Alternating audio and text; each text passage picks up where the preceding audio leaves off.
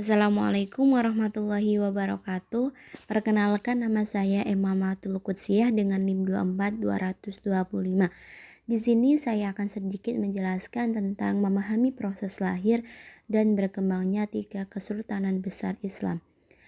Apa saja sih tiga kesultanan besar Islam? Yang pertama ada dinamika dinasti Fatimiyah, yang kedua ada dinamika dinasti Safawiyah, dan yang terakhir ada dinamika dinasti Mughal. Yang pertama kita akan membahas tentang dinamika dinasti Fatimiyah. Dinasti Fatimiyah didirikan oleh Said ibnu Husain yang bergelar Ubaidillah al-Mahdi pada tahun 909 Masehi. Said ibnu Husain merupakan keturunan dari pendiri kedua dari sekte Ismailiyah. Seperti cita-cita pada awal pendirian, menginginkan negara dengan mayoritas pengikutnya kaum Syiah, maka dinasti ini mengadopsi sebuah madhab yang kemudian menjadi sebuah madhab resmi negara yang disesuaikan oleh paham keagamaannya, yaitu Syiah Ismailiyah. Paham Syiah ini kemudian menjadi sebuah ideologi dinasti Fatimiyah dan sekaligus menjadi pijakan dalam konstitusi negara. Kemunculan dinasti ini menjadi awal dinamika baru Ifriqiyah Utara. Kekuasaan Daulah Fatimiyah ini terbagi menjadi dua periode. Yang pertama ada periode Afrika Utara pada tahun 909 sampai 975 Masehi dan periode Mesir pada tahun 975 sampai 1171 Masehi. Terhitung selama 60 tahun sejak 909 Masehi sampai 974 Masehi, Daulah Fatimiyah melakukan perluasan wilayah kekuasaan. Saat dinasti ini berkuasa di Afrika Utara, kebijakan politik lebih ditekankan pada perluasan wilayah dan usaha pembangunan wilayah. Membentang cukup luas dari Samudra Atlantik di sebelah barat dan Sungai Euphrates di sebelah timur, Pulau Sisilia di sebelah utara, dan Yaman di sebelah selatan. Sementara itu perpindahannya ibu kota Mesir karena Khalifah Al-Mu'iz ingin dinasti ini lebih menguasai wilayah sekitarnya. Kemudian ada di Mesir. Dinasti Fatimiyah berkuasa di Mesir itu menunjukkan kemajuan pada masa Khalifah Al-Mu'iz, Al-Aziz, dan Al-Hakim. Mengganti ayahnya yakni Mu'iz. Kemajuan cukup signifikan yang telah dicapai tersebut setelah sentral kekuasaan berpindah dari Ifriqiyah ke Mesir dan berhasil memperluas wilayahnya. Sementara itu, dalam bidang perekonomian, Mesir itu menjadi pusat perdagangan dan menggali perekonomian dari daerah-daerah lainnya. Hubungan perdagangan dengan non-muslim dibina dengan baik. Ekonomi merupakan dukungan hasil pertanian yang unggul dan juga hasil perindustrian yang berkualitas.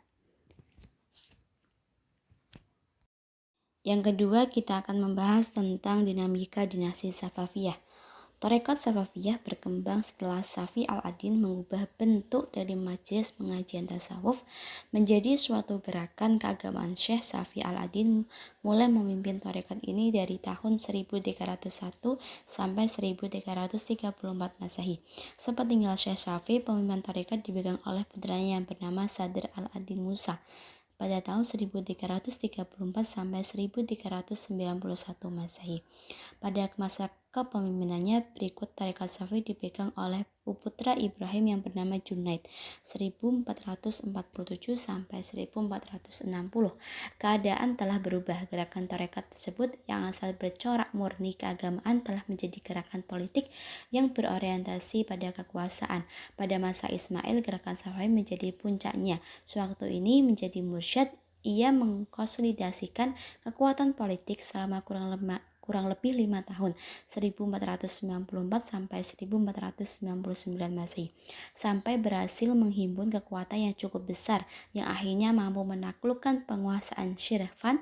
Lalu ia menaklukkan Al-Khanyul di kota Syarur atau dekat dengan Nahyavan. Setelah itu ia bersama tentaranya Kizilbas memasuki Tabriz, ibu kota Akoyul, Di kota ini ia memproklamasikan dirinya sebagai syekh pertama kerajaan Safawi pada tahun 1907 Hijriah sampai atau 1501 Masehi. Perkembangan dan kemajuan kerajaan Safawi, yang pertama ada Syah Ismail I, memimpin gerakan pada pendiri kerajaan Safawi. Ia lahir pada tahun 17 Juli 1487 Masehi. Pemerintahannya berlangsung sekitar 23 tahun, yaitu pada tahun 1501 sampai 1524 Masehi. Sekitar 10 tahun pada awal pemerintahannya ia manfaatkan dengan memantapkan madhab Syiah sebagai aliran negara. Di zaman itu ia memperluas kerajaan meliputi Persia. Pada tahun 1503 Masehi, tentara Ismail berhasil menaklukkan terhadap provinsi Kaspia di Mazandara, Gurgan, Jasvirvan, dan Samarkand. Sementara itu, kerajaan meliputi Fars, Kerman, Khuzestan, Khurasan, Balkh, Irak, Azerbaijan, dan Dizerbar. Setelah itu ia menaklukkan pembersihan terhadap tentara Alawad yang menguasai sebagian besar.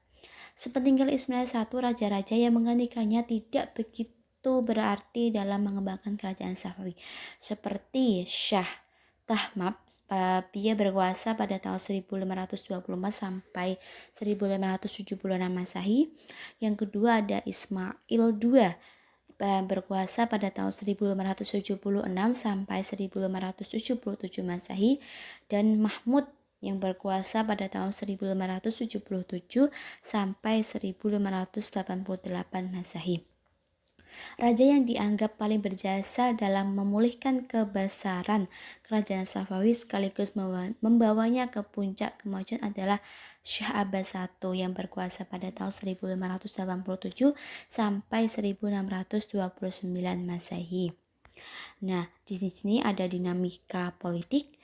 Dinasti Safawiyah berkuasa di Persia sekitar 2,5 abad.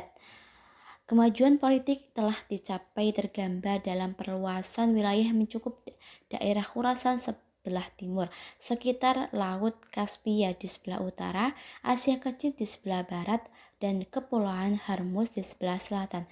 Kekuatan militer dinasti Safawi yang militan baik dari pasukan inti Gizablah maupun Gulam merupakan faktor dominan bagi perluasan wilayah.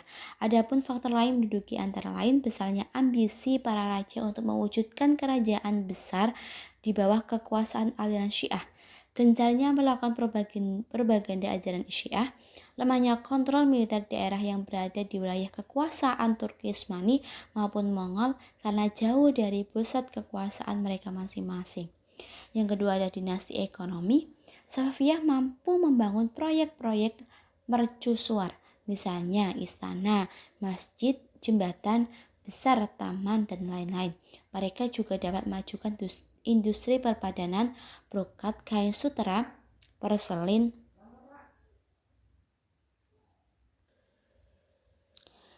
dan ada seni lukis, demokrasi, dan seni arsitektur.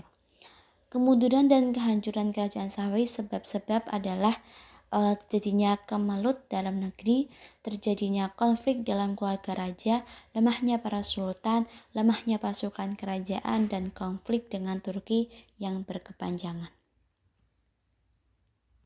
Oke, kita akan membahas tentang dinamika dinasti Mughal. Dinasti Mughal itu berdiri pada tahun 1256 sampai 1858 Masehi. Dinasti Mughal merupakan kekuasaan Islam terbesar pada anak benua India yang didirikan oleh Zahiruddin Babur pada tahun 1526 sampai 1530 Masehi. Salah satu dari cucu Timur Leng, ia berambisi dan bertekad untuk menaklukkan Samarkand yang menjadi kota penting di Asia Tengah pada masa itu. Dengan bantuan dari Raja Safawi, Ismail I, akhirnya ia berhasil menaklukkan Samarkand pada tahun 1492 Masehi. Pada tahun 1504 Masehi, Babur menduduki Kabul, ibu kota Afghanistan. Setelah Kabul dapat ditaklukkan, Babur meneruskan ekspektasinya India yang diperintah oleh Ibrahim Lodi yang sedang mengalami masa krisis sehingga stabilitas pemerintahan menjadi kacau. Alam Khan, paman dari Ibrahim Lodi, bersama Daulat Khan, Gubernur Lahore, mengirim utusan ke Kabul. Ia meminta bantuan Babur untuk menjatuhkan pemerintahan Ibrahim Lodi di Delhi. Permohonan ini langsung diterima. Pada tahun 1525 Masehi, Babur berhasil menguasai Punjab dengan ibu kota Lahore. Setelah itu, ia memimpin tentaranya menuju Delhi. Berdirinya dinasti Mughal menyebabkan bersatunya raja-raja Hindu, raja putih seperti Raja Rana Sanga. Di seluruh India menyusun angkatan yang paling besar untuk menyerang Babur. Namun gabungan pasukan Hindu dapat dikalahkan Babur. Sementara itu di Afghanistan masih ada golongan yang setia kepada keluarga Lodi. Mereka mengangkat adik kandung Ibrahim Lodi, Mahmud, menjadi sultan. Tapi Sultan Mahmud Lodi dengan mudah dikalahkan oleh Babur dalam pertemuan Dekad Gogran tahun 1529 Masehi. Pada tahun 1530 Masehi, Babur meninggal dunia dalam usia 48 tahun. Ia meninggalkan wilayah kekuasaan yang luas, kemudian pemerintah pun dipegang oleh anaknya yang bernama Humayun. Pada masa Humayun pada tahun 1530 sampai 540 dan 1555 sampai 1556 Masehi. Kondisi negara ini tidak stabil karena ia banyak menghadapi tantangan dan berlawanan dari musuh-musuhnya. Di antara tantangan yang muncul adalah pemberontakan Bahadur Shah, penguasa Gujarat yang memisahkan diri dari Delhi. Pada tahun 1540 terjadi pertemuan dengan Sher Khan di Kanauj. Dalam pertemuan ini Humayun dikalahkan dan melarikan diri ke Kandahar dan kemudian di Persia. Dia pengasingan menyusun kekuatan dan disinilah ia mengenal tradisi Syiah. Pada saat itu Persia dipimpin oleh penguasa Safawiyah bernama Tahmas di Persia, kemudian menyerah musuh-musuhnya dengan bantuan Raja Persia. Kemudian Humayun akhirnya dapat mengalahkan Sher Khan setelah 15 tahun berkelana meninggalkan Delhi. Ia kembali ke India dan menduduki tahta kerajaan Mughal pada tahun 1555 Masehi. Pada tahun 1556, Mayun meninggal dunia, kemudian digantikan oleh anaknya yaitu yang bernama Akbar Khan. Akbar Khan itu berkuasa pada tahun 1556 Masehi sampai 1605 Masehi.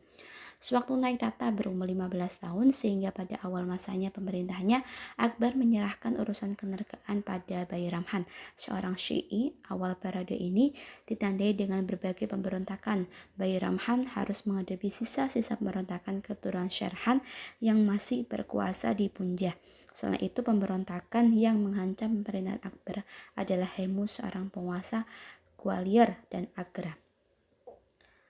Kemudian setelah Akbar dewasa, ia berusaha menyingkirkan Bayram Khan yang sudah mempunyai pengaruh sangat kuat dan terlampaui memaksakan kepentingan aliran Syiah.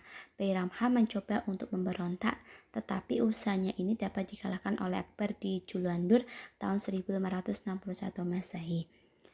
Stabilitas politik berhasil diciptakan oleh Akbar melalui sistem pemerintahan militeristik, mendukung pencapaian kemajuan di bidang perekonomian, ilmu pengetahuan, dan peradaban. Kemajuan ini di bidang ekonomi ditandai dengan kemajuan sektor pertanian dan perindustrian. Akhirnya setelah Jahangir meninggal, Khurram naik tahta dengan bergelar Muzaffar Shahuddin Muhammad Khan. Jihad Madam Ghazi. Shah Jahan, pemerintahnya diwarnai dengan penambulnya pemberontakan dan perselisihan di kalangan keluarganya sendiri.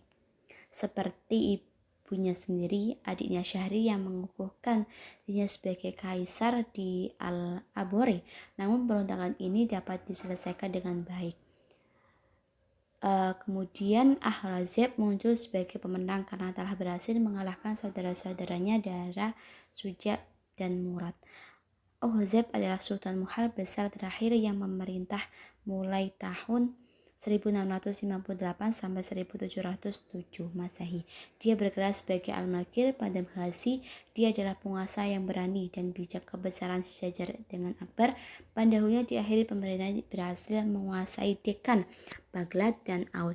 Sistem yang dijalankan banyak berbeda dengan pendahulunya. Kemudian Di dinamika Mughal itu ada pemerintah dan sosial politik. Sistem pemerintahan dinasti Mughal adalah militeristik.